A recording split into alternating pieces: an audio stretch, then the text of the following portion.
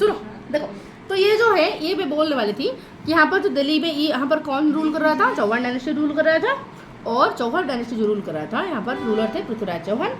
But ये इनका ruling time period में अटैक हुआ, मोहम्मद घोरी नाम के अफगान रूलर अटैक किए। जब अटैक किए तो फिर फर्स्ट टाइम हार गए, सेकंड टाइम ये जीत गए। ठीक है, सेकंड टाइम कौन जीता? सेकंड टाइम मोहम्मद घोरी जीत गया। ठीक है, हम इसे गए नहीं बोलेंगे, रिस्पेक्ट नहीं देंगे, जीत गया। ठीक है, ठीक है, क्योंकि फॉरेनर था, अटैक किया था हमारे ऊपर, हम इसे माफ नहीं करेंगे। ठीक है, सुनो, तो मोहम्मद घोरी जीत गया, पृथ्वीराज चौहान हार गए। ठीक है, और ये जो दो लड़ाई हुआ था, इस दो लड़ाई को हम बोलते हैं बैटल ऑफ तराई। ठीक है, अब जब हार गए तो मोहम्मद घोरी कुछ समय रूल किए, फिर अपने कंट्री को चले गए, एक जनरल को छोड़ के, और उनका नाम था कुतुबुद्दीन ऐबक। फिर लेटर वो रूल करना शुरू किए इंडिया को। समझ आए? तो इसी तरीके से हमारा दिल्ली सुल्तानेट टाइम पीरियड शुरू हुआ। डन। तो यहाँ पर वही दिया है कि we begin our history here, journey here with Delhi sultanate. हम शुरू करते हैं दिल्ली सुल्तानेट का टाइम पीरियड से शुरू करते हैं। सुल्तानेट मतलब क्या है?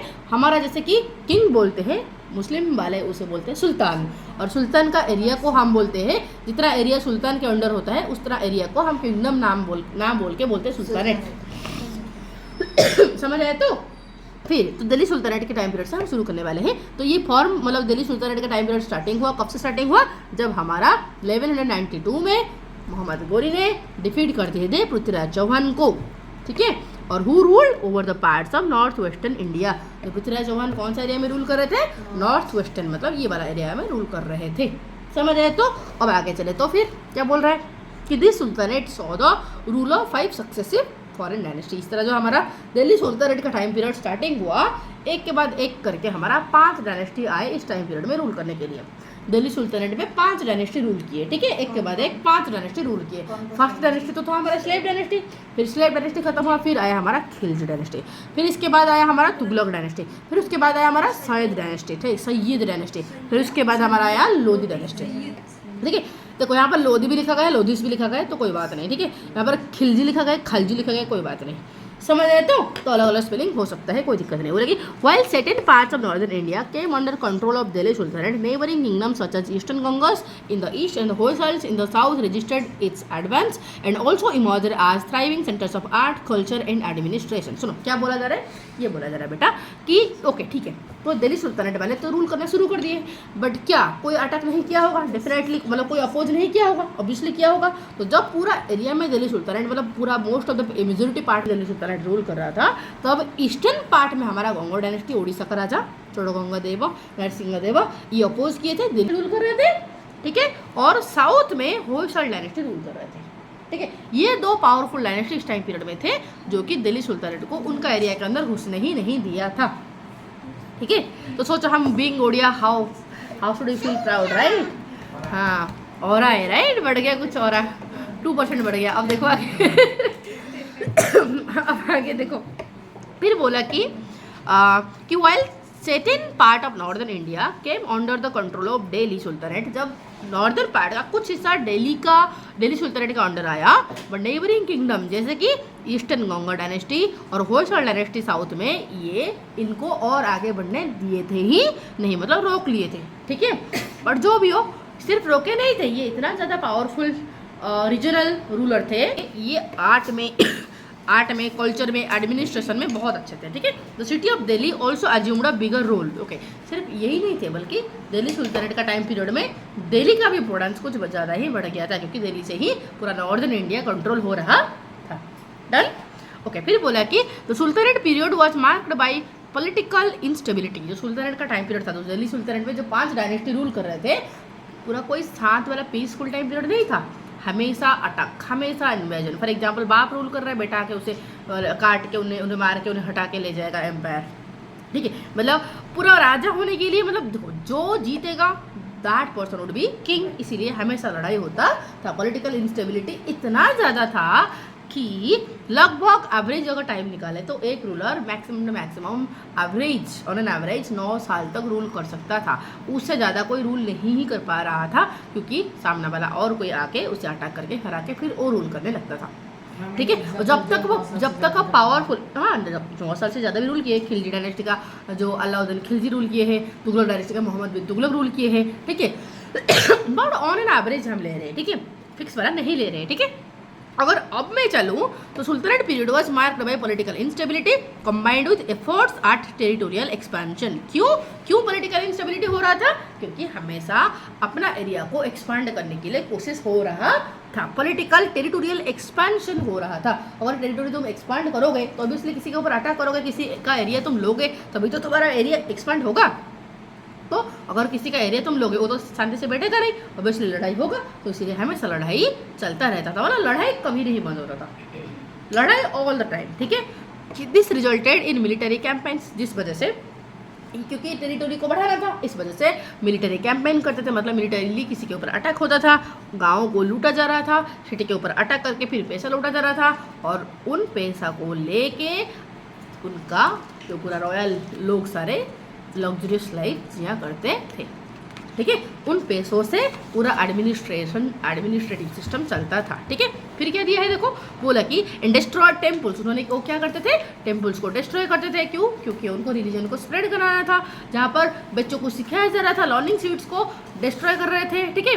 और सक्सेशन और the appointment of the new sultan were often violent, okay. तो फॉर एग्जाम्पल कोई रूलर रूल कर रहा है, उसके बाद जो रूलर आएगा, वो जो बाद का रूलर आना उसे बोलते हैं सक्सेशन, ठीक है। तो ये जो बाद का रूलर आता था, ये पीरियड हमेशा शांति से नहीं होता था, ओके। कोई ऐसे जैसे हिंदू वाले था, हिंदू वालों का क्या होता था कि राजा है तो राजा का बड़ा बेटा रूलर बनेगा, तो फिर शांति से बड़ा सेलिब्रेशन होता था। बट यहाँ पर ऐसे कोई सेलिब्रेशन नहीं है, एक आएंगे, कोई अटैक करेंगे और अचानक तुम्हारा थ्रोन लेके चले जाएंगे, ठीक है। तो जो सक्सेशन होते थे, जो सक्सेसर आते थे, वो पीसफुली नहीं आते थे, वो छीनने आते थे, राइट। तो सब तो अटैक करने आते थे, सब अटैक करने आते थे। उसमें से अगर कोई जो पावरफुल है, जो most powerful one would be the ruler, ठीक है।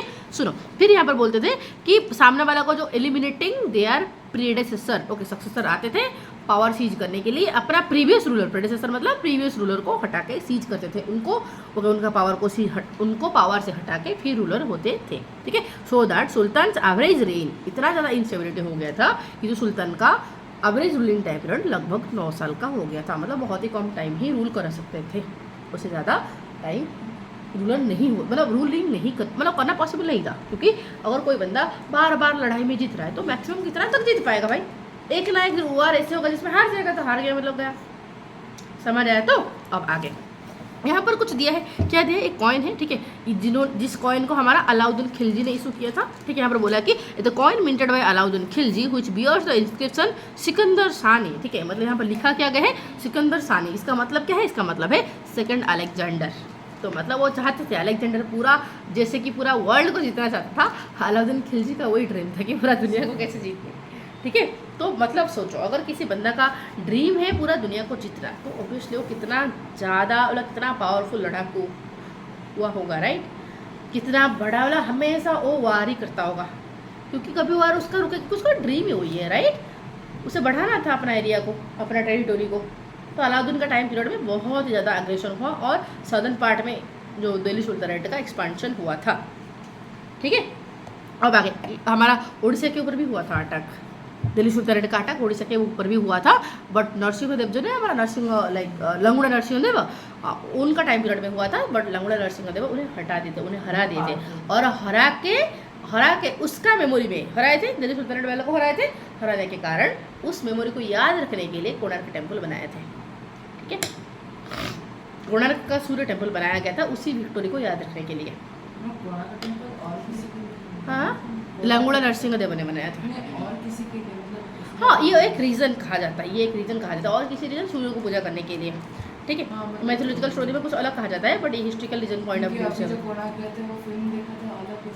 क्या हुआ ना, मतलब कुछ राजा के मतलब जो सन का किरण है सीधे उसके मतलब सिर के ऊपर गिरना चाहिए। हाँ, वो तो ठीक है, बट जब वो बनाए, क्यों बनाए, जब बनाने के पीछे रीज़न तो कुछ होगा ना। बनाने के पीछे रीज़न ये था कि अगर वो सुल्तानेट वाले को हराए थे, दिल्ली सुल्तानेट वाले को, जिस हिसाब से इसको मेमोरी के तौर पर याद रखने के लिए, मंदिर को बनाने के लिए उन्होंने डिसीजन लिया था उन्होंने, ठीक है।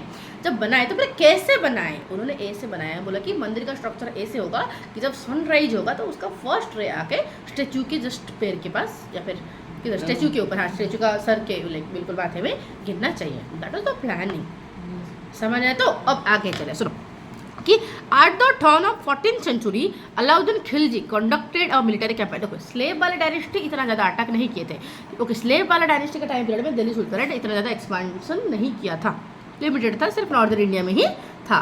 बट लेटर वाला डायनेस्टी स्लेव के बाद कौन सा है, खिलजी डायनेस्टी आया। तो खिलजी डायनेस्टी का एक रूलर था जिनका नाम था अलाउद्दीन खिलजी, ठीक है। और वो बहुत ही पावरफुल थे और इनका सपना था पूरा दुनिया को जीते, ठीक है। वो conducted military campaigns over large areas of north, वो पूरा नॉर्थ वाला एरिया में अटैक किए, उसे कब्जा किए, सेंट्रल इंडिया को कब्जा करके ले गए, प्लंडर किए, मतलब लूट लिए बहुत सारा सिटी को। एट द सेम टाइम ही also repelled several invasions by Mongol force who were trying to add India to the vast Mongol empire. Okay, ये अलाउद्दीन खिलजी इतना पावरफुल थे कि ये तो देश के अंदर बहुत सारा एरिया को अटैक किए थे और लूट रहे थे। बट इनका रूलिंग पीरियड में फिर से बाहर से अटैक हुआ। और कौन अटैक किया, मंगोल वाले। और ये मंगोल कौन है, सेंट्रल एशिया में एक ट्राइबल ग्रुप है, ठीक है। वो थे पूरा लगभग एशिया का, पूरा हिस्ट्री का सबसे largest ruling dynasty is the Mongol dynasty, ठीक है। मतलब पूरा एशिया का कंट्रोल उनके पास था मिडिवल टाइम पीरियड में, ठीक है। इतना पावरफुल थे वो। बहुत सारे ट्राइबल्स को लीड कर रहे थे, उनका नाम था जंगीज़ खान, ठीक है। तो जंगीज़ खान लीडर थे, रूलर थे। वो सारे ट्राइबल्स को इकट्ठा करके पूरा अटैक कर रहे थे, रूल कर रहे थे, ठीक है। फिर वो हमारा इंडिया को भी वो चाहते थे कि इंडिया को भी मंगोल एम्पायर के साथ जोड़ दे। बट इंडिया उस टाइम पीरियड में दिल्ली सुल्तानेट के अंडर रूल हो रहा था। जब अटैक किया अलाउद्दीन का टाइम पीरियड में, अलाउद्दीन उनके साथ लड़े और लड़के उन्हें हरा के भगा दिए थे।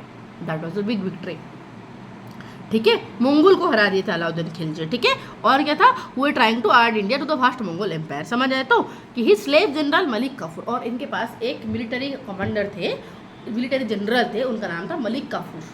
उनका नाम क्या था, मलिक काफूर। और ये मलिक काफूर का सहायता से बहुत सारा एरिया को इन्होंने कब्जा कर पाया था, पर्टिकुलरली साउथ इंडिया को। साउथ इंडिया को जितनी बार अलाउद्दीन खिलजी अटैक किए, हर बार मलिक काफूर के लीडरशिप में ही अटैक किया गया था, ठीक है। बार बार फ्रिक्वेंटली साउथ इंडिया के ऊपर अटैक किया गया था, ठीक है। बहुत सारे किंगडम को ले लिया गया था। बट पता है, इस साउथ इंडिया को जब अटैक किया जा रहा था तो एक ऐसे होयसल किंगडम रह गया था जो कि इनको हरा जाता, मतलब ये उसे जीत नहीं पाए थे, ठीक है। बाकी एरिया को जीत लिए थे आराम से। अगर ये साउथ इंडिया के ऊपर अटैक कर रहे तो सिर्फ एरिया के ऊपर तो अटैक नहीं कर रहे होंगे, पर्टिकुलरली ये मंदिर के ऊपर अटैक कर रहे थे, क्योंकि अपने रिलीजन को स्प्रेड कराना चाहते थे।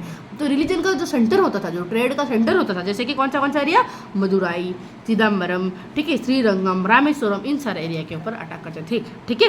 ये सारे चीज़ों को हिंदू सेंटर को अटैक करके इन सारे लोगों को फोर्स करते थे कि तुम मुस्लिम बनो, ठीक है, तुम इस्लाम रिलीजन को कबूल करो फोर्सफुली, ठीक है। हाँ, वो एरिया में नहीं हो पाया, बट बाकी एरिया में इस तरह अटैक किए थे, ठीक है। समझ आ गया अच्छे से। फिर ओके, तो ये हो गया खिलजी डायनेस्टी के अंडर, ये हुआ खिलजी डायनेस्टी वाले साउथ तक आ गए। बट इसके बाद जो है तुगलक, खिलजी के बाद तुगलक इसे और बढ़ाए, इस एम्पायर को और बढ़ाते गए। और इनका लीडरशिप कौन था, मतलब लीडर कौन थे, मतलब रूलर मेन पावरफुल रूलर कौन थे, मोहम्मद बिन तुगलक। इनका नाम क्या था, Mohammad bin Tughlaq. He ruled from Delhi and expanded the Delhi sultanate territories further, और दूर ये बढ़ाते गए टेरिटोरी को, और एक्सट्रीम साउथ को आते गए, ठीक है। और पता है, मौर्यन एम्पायर था सबसे greatest empire ancient time period में। मौर्यन एम्पायर के बाद अगर कोई एम्पायर बड़ा बना, and that was Delhi sultanate under Tughlaq का टाइम पीरियड में कितना बड़ा बना, देखो लुक एट द मैप को देखो, जितना तुम्हें लाइन दिख रहा है वो सारा एरिया तुगलक के अंडर था। समझ पा रहे हो कितना बड़ा एरिया का रूलर थे वो, मतलब almost all India, right, Tughlaq का अंडर में आ गया था। ये जो बाकी का बोले ना, यहाँ पर ईस्टर्न गंगा डायनेस्टी रूल कर रहा था, तो कुछ बिगाड़ नहीं पाए थे, ठीक है। तो ये तो प्राउड फील करने का हमारा टाइम है, राइट। उड़ीसा में तो उड़ीसा वाले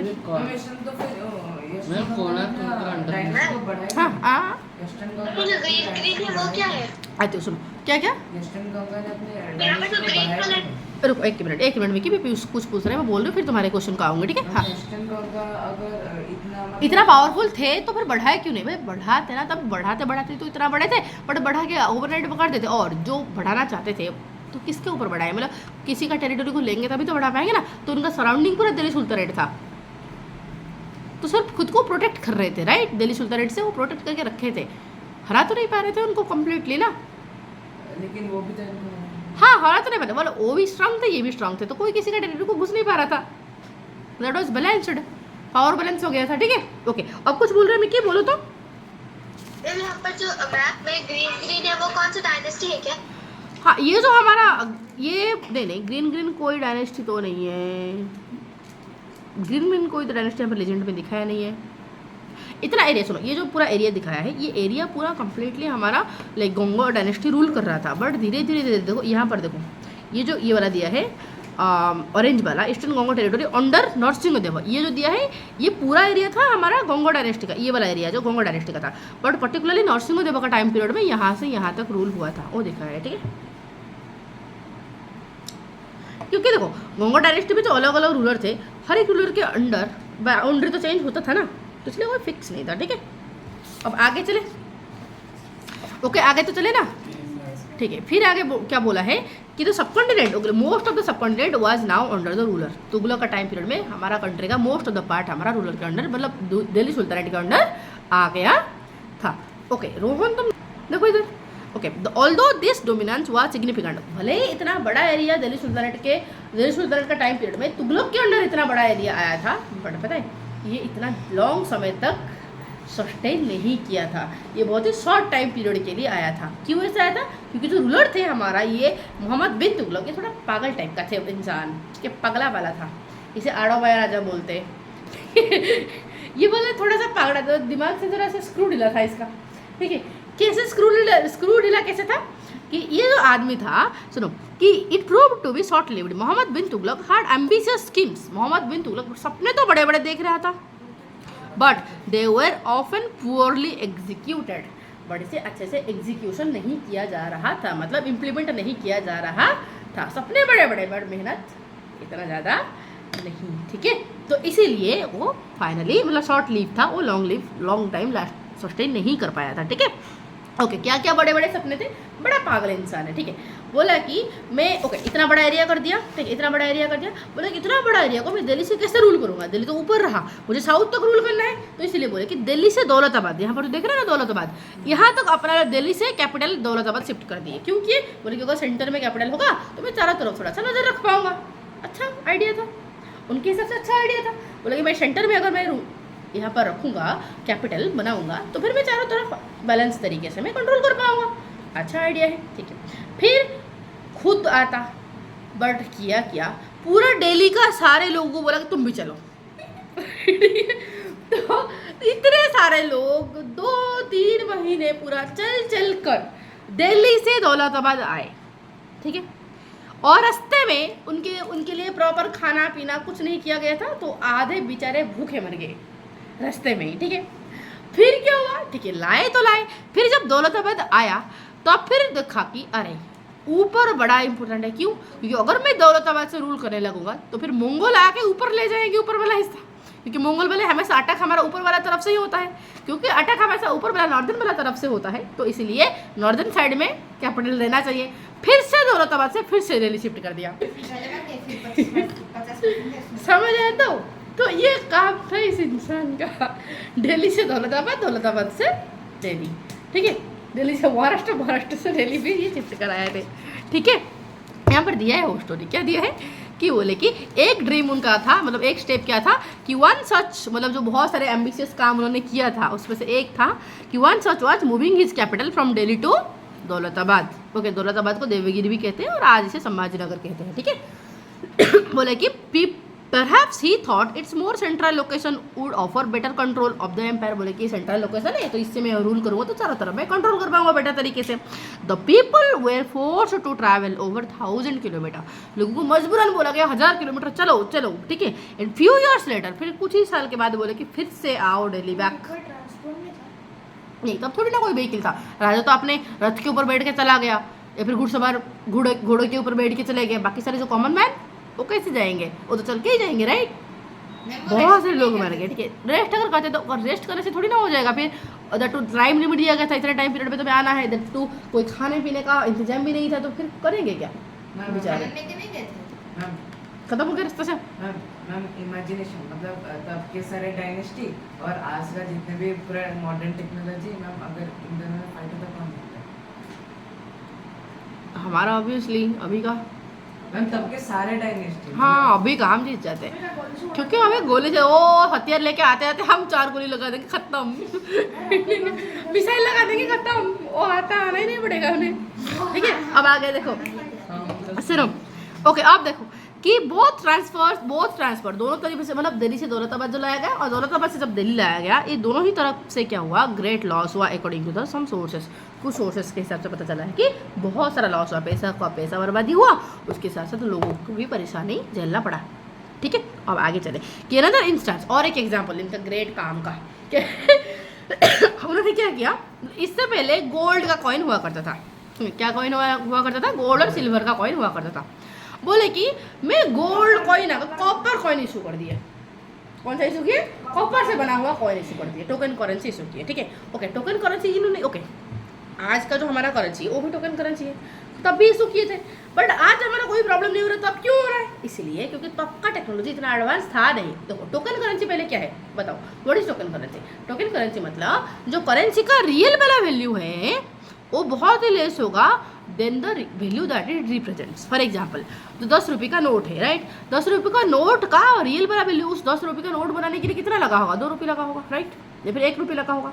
तो उसका रियल वैल्यू, एक पीस ऑफ पेपर तो है ना, पीस ऑफ पेपर ही तो है, 10 छोटा सा प्रिंट किया गया है, तो उसका रियल वैल्यू 1 या फिर 2 रुपये का होगा, बट दिखाता है 10 रुपये, राइट। तो इस तरह करेंसी को हम बोलते हैं टोकन करेंसी, जिसका रियल वैल्यू बहुत ही लेस होता है बट जो दिखाता है वैल्यू वो बहुत ही ज़्यादा होता है। समझ आए, तो इस तरह को हम बोलते हैं टोकन करेंसी। तो उन्होंने देखो उससे पहले टोकन करेंसी था नहीं, ठीक है, नॉर्मल गोल्ड था, सपोज गोल्ड इतने ग्राम है तो जितने ग्राम का गोल्ड है उतना ही वो देते थे, वो सामान खरीदे जाते थे, कोई दिक्कत नहीं था। बट इन्होंने बोले भाई copper currency, copper token currency में इशू करूँगा, और कर दिया।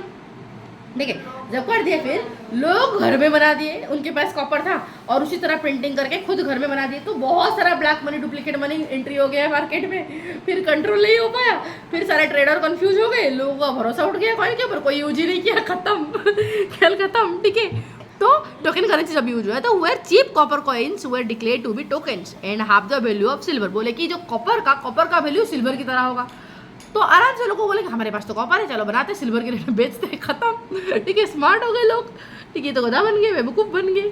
ठीक है तो at the time this created confusion, जिस वजह से कन्फ्यूजन हुआ ट्रेड में और लोगों को like encourage people to counterfeit copper coins. ठीक है लोगों को इनकरेजमेंट मिला कि अगर कॉपर कॉइन का वैल्यू इतना ज़्यादा है तो घर में है कॉपर पड़ा है, चलो बनाते हैं कॉइन मार्केट में, तो बनाने लगे बहुत सारा counterfeit copper coin. Counterfeit मतलब क्या है, डुप्लीकेट। ठीक है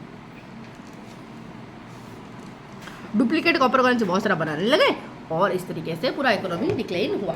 ठीक है तो ये स्टेप भी फेल हुआ, क्लियर। ओके तीसरा स्टेप, ऐसे तीसरा महान काम क्या किए उन्होंने, तीसरे जो थर्ड महान काम इन्होंने किया, क्या किया पूरा लाइफ पागल बनता था, फिर से कॉपर करेंसी को हटा के फिर से गोल्ड लाया, गोल्ड सिल्वर।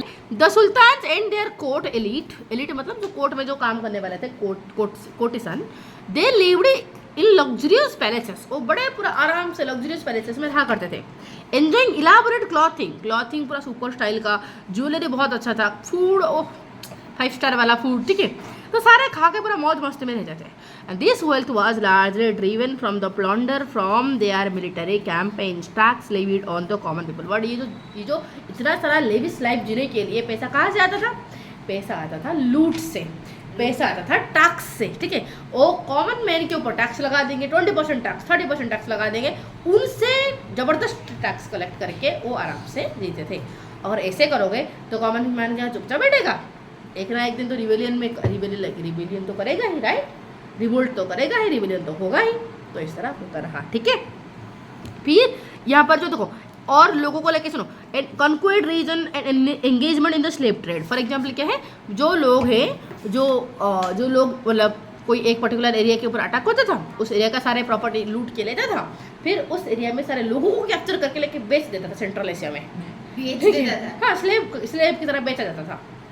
यस जब कोई लड़ाई लड़ा जाता था तो उस टाइम पीरियड में अगर कोई लड़ाई में हार गया, कोई तरफ से मतलब कोई पार्टी अगर हार गया तो उस स्टेट का सारे लोगों को जो भी हाथ में आया उन्हें लिया जाएगा और स्लेव की तरह बेच दिया जाता था मार्केट में, ऑब्जेक्ट की तरह बेचा जाता था। दूसरा रूलर दास या प्रजाति की तरह खरीदता था। ठीक है तो इस तरह बेचा जाता था। तो ये सारा काम करना करके वो लग्जरियस लाइफ जीते थे। तो ऑब्वियसली इनका तो फल मिलना ही था, है कि नहीं। तो फिर बोले कि but plunder in turn affected trade network, but इतना सारा लूटना ट्रेड को अफेक्ट किया, एग्रीकल्चरल प्रोडक्शन को अफेक्ट किया, क्योंकि कोई खेती होगा, खेती के थ्रू चले जाएंगे आर्मी, तो खेती भी गया, ठीक है। तो इस पीरियड में बहुत सारा अटैक भी दिखाई दिया, ठीक है। मतलब this period was witnessed numerous attack on the sacred revered image in Buddhist, Jain और हिंदू टेम्पल्स। और सिर्फ इतना काम नहीं किया, बल्कि टेम्पल्स का, बुद्धिस्ट का, मोनेस्ट्री और जैनिज्म का जो रिलीजियस प्लेसेस है उनको भी छोड़ा नहीं, उन सारे प्लेसेस के ऊपर अटैक किया गया। तो हर तरह का लोगों को भटकाया, राइट। नॉर्मल लोगों को, फार्मर को, ट्रेडर को, रिलीजियस पर्सन को, सबको भटका के रख दिया। तो ऑब्वियसली रिवोल्ट तो होना ही था, खतरनाक हुआ और गया खत्म। मारे तो नहीं है, बट ऑब्वियसली डिक्लेन हुआ ना, ठीक है। तो such destruction was motivated not just by plunder. Okay, ये जो इस तरीके से टेम्पल को काट रहे थे, टेम्पल को पूरा डिस्ट्रक्ट कर रहे थे, क्यों कर रहे थे? ताकि ये प्लंडर करने के लिए, मंदिर को लूटने के लिए नहीं कर रहे थे, बल्कि ये आइकोनोक्लाज्म कर रहे थे, ठीक है। What is आइकोनोक्लाज्म? आइकोनोक्लाज्म मतलब द रिजेक्शन और द डिस्ट्रक्शन ऑफ आइकन्स, ठीक है। मंदिर में जो स्टैच्यू होता था, जो मूर्तियाँ होता था, उस मूर्तियों को डिस्ट्रक्ट करने के लिए मंदिर के ऊपर अटैक किया जाता था। ओके, मूर्तियों को क्यों डिस्ट्रक्शन करना चाहते थे? ताकि अपना रिलीजन को प्रमोट कर पाए और बाकी रिलीजन को ख़त्म कर पाए। समझ आया? तो और ये जो स्टेप है, मतलब ये जो इस तरह काम को कहा जाता है आइकोनोक्लाज्म, ठीक है, डिस्ट्रक्शन ऑफ आइकन्स, ठीक है। और ये जो देखो, मूर्ति पूजा, मैं भी विरोध में हूँ मूर्ति को तो पूजा करना ही नहीं चाहिए, राइट। किसी को भी मूर्ति पूजा नहीं करना चाहिए। क्यों नहीं करना चाहिए? क्योंकि जो किसी ने बना दिया मंदिर के अंदर मूर्ति, राइट, ओके, तो मूर्ति बनाई, किसी ने देखा है वो मूर्ति? लाइक वो मूर्ति भगवान है, किसने बनाया? किसी ने पत्थर था और पत्थर में बना दिया, वो भगवान हो गई? ऑब्वियसली नहीं, राइट। बट उसे पूजा करते हैं, भाई भगवान है कौन? किसी ने देखा नहीं। वो एक सुप्रीम एनर्जी है जिसको तुम फील करो, तुम लाइक डिवोशन करो, राइट। मूर्ति को लेके चंदन लगाओ, नारियल फोड़ो, उनके सामने तो होगा क्या? कुछ नहीं होगा, राइट। हाँ, कोई पत्थर कुछ नहीं हो, कोई पत्थर होगा और फिर सिंदूर लगा दिया, हो गया भगवान। ये कौन सा हो गया भाई? समझ आए? तो ये तो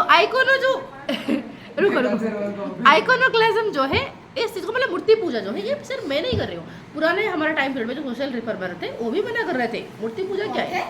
सोशल रिफॉर्मर पुराने टाइम पीरियड में, एंशिएंट टाइम पीरियड में, मीडिएवल टाइम पीरियड में जो सोशल रिफॉर्मर थे वो भी मना किए थे कि मूर्ति को पूजा मत करो, क्योंकि मूर्ति नहीं है, मूर्ति भगवान नहीं है भाई।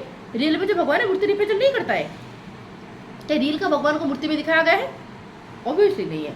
क्या कृष्ण भगवान का पूरा सेम बनाया गया है उस मूर्ति में? ऑब्वियसली नहीं। किसी ने देखा था क्या? जो पेंटिंग किया था, तो जो फोटो है, वो जो जिसने वो फोटो बनाया है, हम जैसे ही इंसान बनाया, राइट। बट हमने वो जिसने भी बनाया वो कभी देखा था?